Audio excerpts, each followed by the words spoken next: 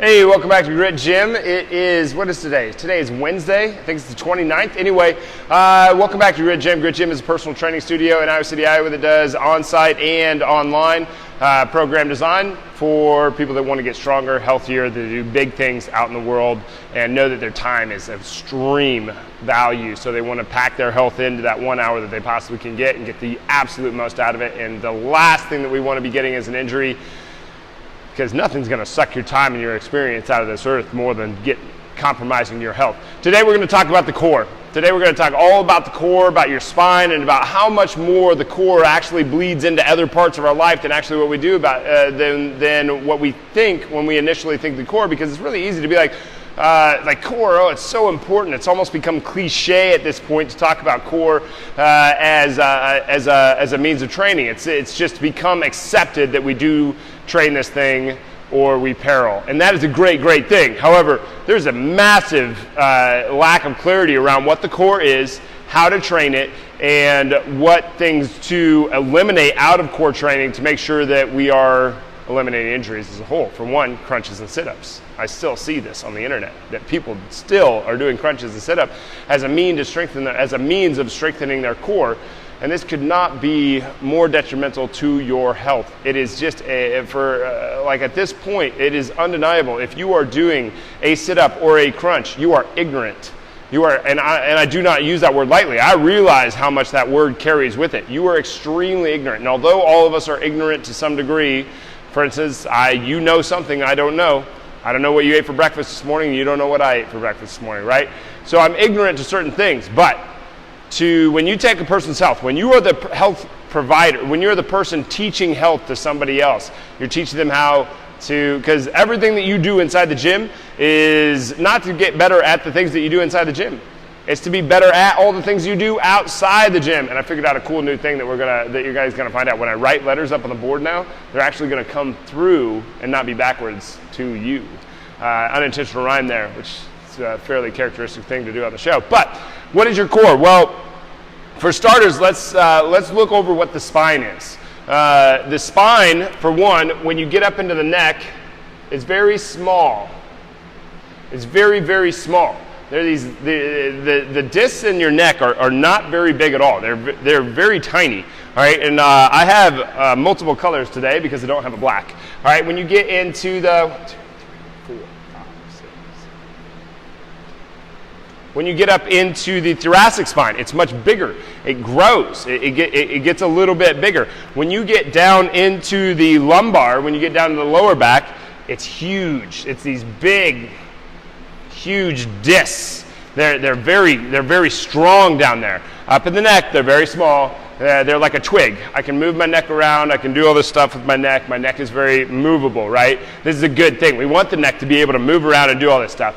But down here in my lower back, and your lower back, and everybody's lower back, it doesn't have just the head on top of it. It's got the shoulders, it's got the trunk, it's got your arms, it's got the hips that it has to deal with below that are shifting every time that you take a step. It has to deal with a lot of stress. So at the bottom, it's more like a tree branch or a tree trunk.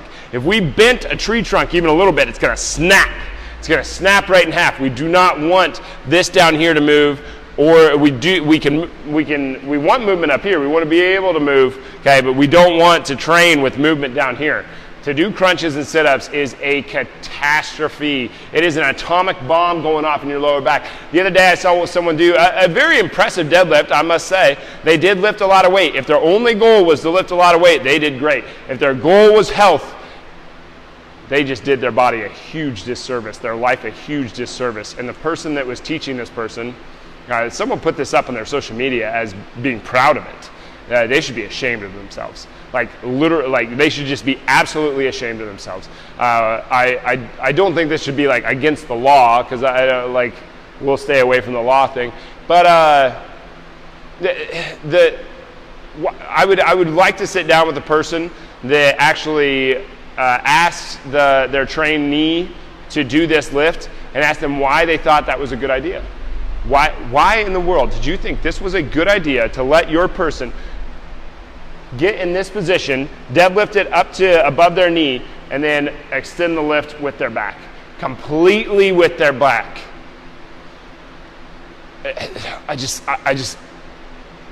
and then put it up on your social media as if you're proud of that. It's just absurd to me. So anyway, that's the spine. And we tend to think, and I know when I first started doing this, when I first started, I got my first strength and conditioning book when I was 13, back in 1997, I thought that this is what core training was. I thought anything that affects the spine is core training. And really, I only thought it was about like pretty much from there to there. I thought it was just like kind of like the bottom of your, like maybe your rib cage to the top of your hips. I thought that was core training. And as I went along, I was like, wait a minute, no. Really, there's so much more to this. It's so much, like it's your lower back muscles. It's the front of your spine. It's the back of your spine. It's the sides. It's all of these different things that are going into this. So really, it's all. So really, it's not just the front six pack. There's so much more to this core thing. So I expanded out. Now, then I thought, like, okay, well, we've also got this thing called a pelvis, and it's got to be stabilized too. So we've got this pelvis down here. What is stabilizing that? Well, we've got these butt muscles. We've got these hip flexor muscles. And if we're talking anything that runs into the spine, well, your hip flexors actually come up. For instance, your psoas. Your psoas goes from the front of your hips, from the front of your femur, all the way up into the bottom portion of the thoracic spine right here, and all four of the lumbar spine. That's pretty significant. Okay, if that is the case, then your hip flexors have a direct effect on your core, on your spine. And if we're talking anything that manipulates the spine is a core muscle, then man, we got to be looking at the hip flexors as a core muscle. We have to be looking at the butt as a core muscle. And if that's the case, we're talking about anything that manipulates that pelvis, because if this pelvis shifts at all, then we're talking about the spine being shifted, and we're talking about it having to maintain position. Okay, well then, is core training anything that goes into the spine, or anything that directly manipulates the pelvis? Well, yes, it is. And if that's the case, then we've got butt, we've got hamstrings, we've got adductors, we've got quads, we've got so we've got almost anything that goes down to the knee, basically, if we want to get really simple. Everything that goes down to the knee affects the core. Now we're talking top of your thoracic all the way down to the bottom of your knee is a core muscle, because it directly affects the spine. Okay, so then I take this even a little bit further. So it's the front and the back and the sides. And I'm not getting into individual muscles, I know, but I'm trying to keep it simple. And then I'm going into the thighs and the hamstrings and the inside of the thighs and the outside of the thighs and all and the butt muscles and the hip flexors. And I'm like, okay, well these are all part of the core. All right, so now I'm expanding this out, and I'm like, wait a minute. The pelvis and the shoulder blade are the same thing. And they really are. Anybody who argues with this is also just doesn't understand. The pelvis, or the shoulder blade, is the pelvis of the upper body. It's just, instead of it being solid like this and hooked together and almost fused, it's just separated and moves around. But it is almost exactly the same thing on the top and the bottom. It's just how our anatomy has worked out over evolution. So now we're thinking we've got a shoulder blade up here, and now we're looking at this and we're like, okay, well, there's this rhomboid, there's a mid-low trap, there's a serratus anterior, there's all this different stuff that goes into wrapping around and holding our shoulder blade in position on our rib cage, and how our rib cage has our intercostals in between it, and all of these different things that allow us to be able to breathe and protect our spine. Well, now, so if it affects the shoulder blade, is it also a core muscle? Well, yes, it is. If it is affecting the shoulder blade, if it affects the pelvis, if it affects the shoulder blade, the pelvis of the upper body, then it is a core muscle. And if it is a core muscle, then everything up here is also. So now we're thinking anything that manipulates the shoulder blade is also a core muscle. Well, that goes all the way down to your bicep, or all the way down to your elbow. So basically we're saying everything from the elbow through your spine, around your hips, and to your knee has a direct effect on the core. And we could, direct. I mean, this isn't even indirect. This isn't even hard to figure out yet. It took me a while to figure out that what happens up here in the neck with the levator and the scalenes and all this stuff up here is also a part of the core. It took me a little too long to figure that one out. I didn't really get that one probably until like somewhere within the last 10 years. So that means if it's anything that affects the spine, we have to look at the neck. If it's anything that affects the thoracic spine, which is basically the entire upper body, then we have to consider that a core muscle. If it's anything that affects the lower back, the lower spine, then we have to look at that as a core muscle. Well, there's tons of stuff that affect the lower back that is also connected into the pelvis. And if it affects the pelvis, it definitely has a direct effect on that lower back. So then we have to say anything that affects the pelvis. And if it affects the pelvis, then we have to say that anything that affects the shoulder blade. And anything that affects the shoulder blade is going to affect the rib cage. So we have this huge, long, just like extrapolated out thing on like, well, what is the core? The core is pretty much your whole body. This is the lack of clarity. This is why it's almost become cliche. This is what the internet, I call them marketers, but they're fantastic marketers. They're terrible at functional anatomy and the actual ins and outs of the body. And they're like, oh, you're in pain, you just need to lift more weights. Well, oh, it's just in your head. Well, okay, well, good luck with that. It's like there's so much that goes into this that it's kind of nuts. Just how intricate and how amazing the body is actually connected, and how much more the core is than we give it credit for. The core is anything from your elbow up to your head, all the way down to your knees. Should be considered the core. So what are we calling this middle area right here? Right?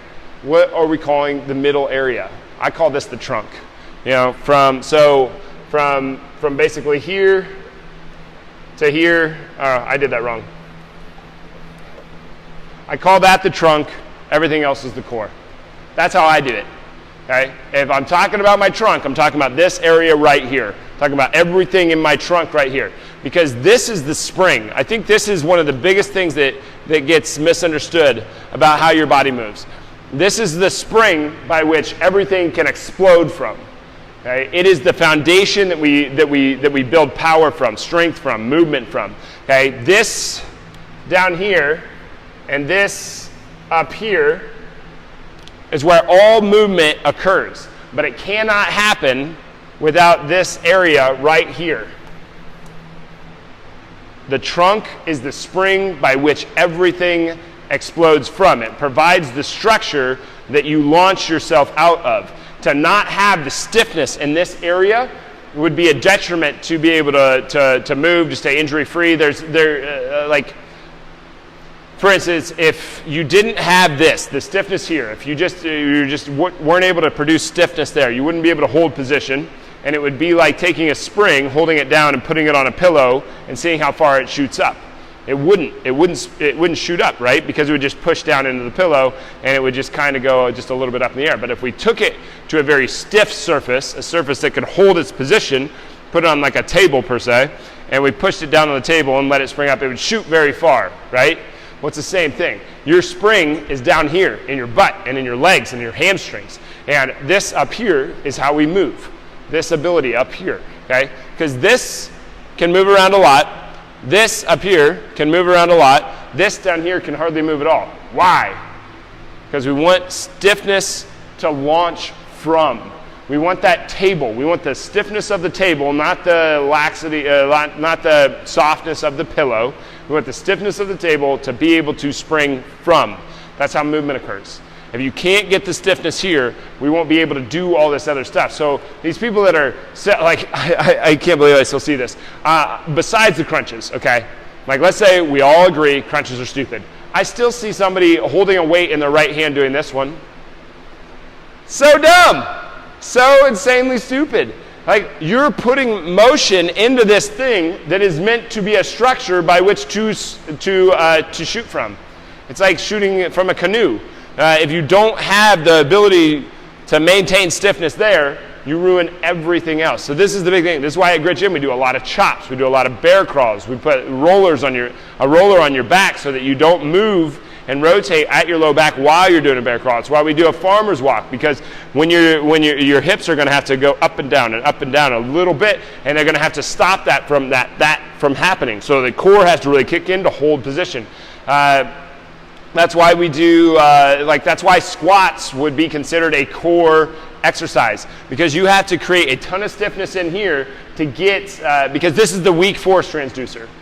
And maybe that's a better way of explaining this whole thing, because really it is. This is the force transducer. The stronger this is, the more the body will allow you to put force into the ground.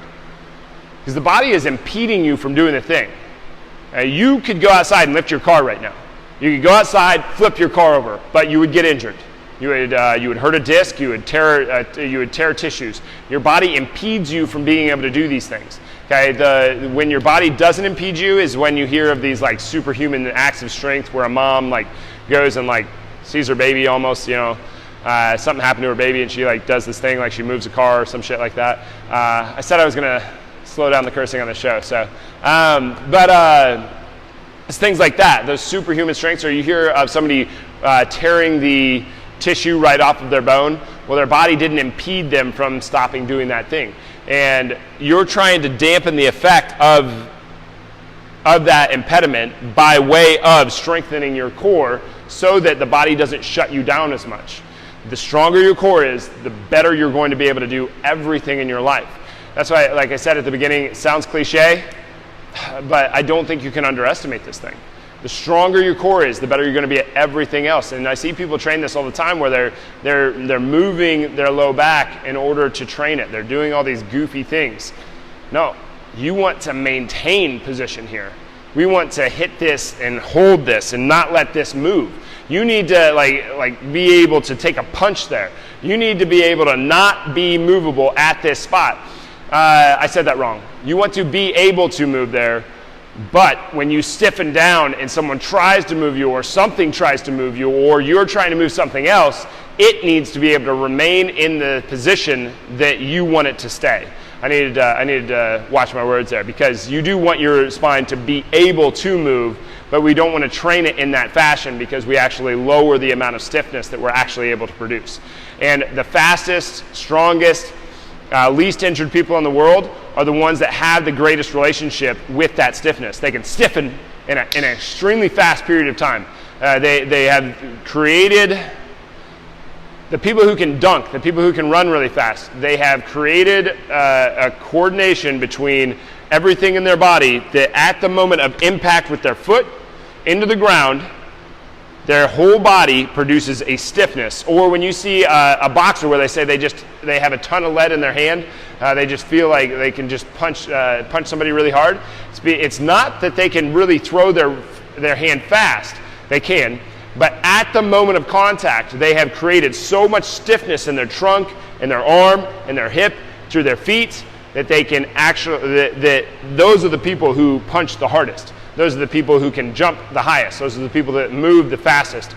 Those are also the people that have the least amount of injuries, because when they bend over to grab their kid, they produce that stiffness and pick them up. So it's not, it might sound cliche that, well, we train the core. How do you train the core? Why do you train the core? In what ways do you train the core? Okay, what are your concepts around training the core? Like, I see some of these social media things that people put out where they act like they're proud of it.